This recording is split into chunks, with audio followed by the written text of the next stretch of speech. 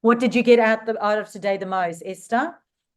I think I would like to try the remix one because our Instagram was is usually focused on aesthetic, and it's hard for me to come up with Yeah. aesthetic reels with what we have. So it's good that I learned how to do the remix so I can use others and make it mode. So that's what I'm excited to try out.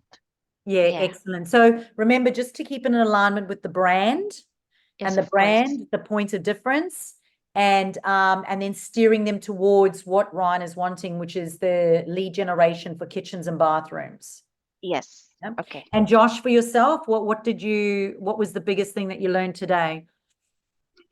You Honestly, want Simon for I just realized, because with our dynamics with Esther and I, Esther is really more on the application side. She's very technical on that part, while I'm really on the back end side, like maybe more on just really brainstorming and strategizing things. So I was just really creating here in my notes about the possible contents that we can use for the community pages or groups, should I say.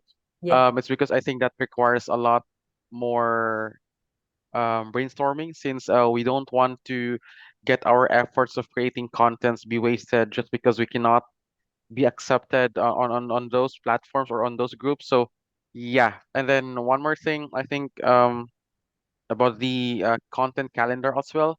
I think Esther and I will also have a talk about that after this one. Yeah, thank you so much, Chantal. You're very direct to the point when it comes to training us, so I appreciate it so much. Yeah.